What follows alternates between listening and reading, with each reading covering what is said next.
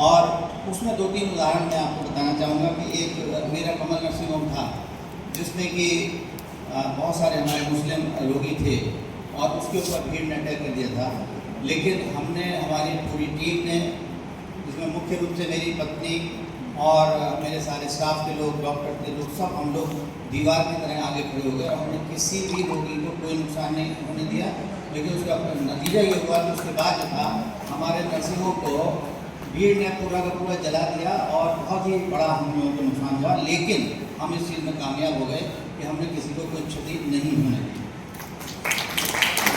इसी प्रकार मुझे याद है कि एक हमारे साथी थे, अनफॉर्चुनेटली सबको जाना है इस संसार से, कब किसको जाना है, किसका समय आ जाएगा पता नहीं, लेकिन आज हमारे बीच में नहीं है। डॉक्टर सिराजुद्दीन साहब, उनका बी नेगेटिव या कोई नेगेटिव ग्रुप था उनका, जो रेयर था।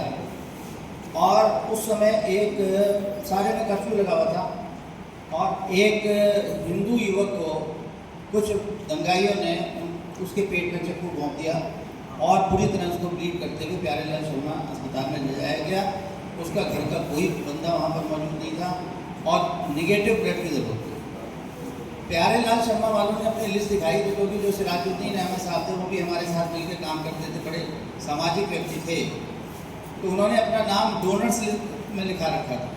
तो उन्होंने वहाँ पर डोनर्स लिस्ट में जब देखा तो डॉक्टर सिराजुद्दीन साहब का नाम मिला। तो उन्होंने उनको फ़ोन किया सिराजुद्दीन साहब को कि भाई ऐसा ऐसा मामला है।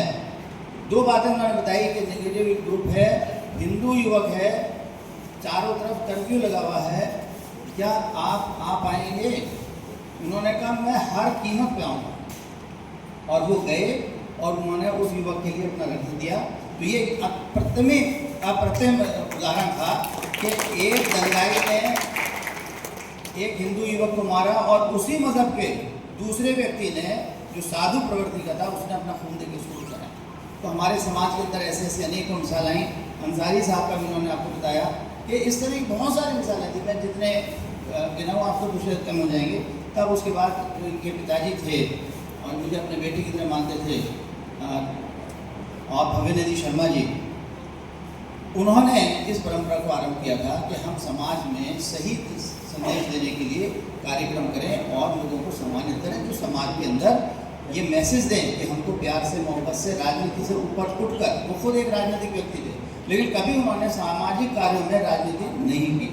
और उनका ये प्रयास उन्होंने शुरू किया था। और मैं बधाई देना चाहूँगा प्रकाश निधि जी को कि वो परंपरा जो भाई साहब ने शुरू की थी, वो आज भी आप उसको आगे बढ़ाए हैं। उनके जो लिगेसी है वो आप उसको लेकर आगे चल रहे हैं। आप बहुत बहुत धन्यवाद और साधुवाद के पात्र हैं। Thank you sir.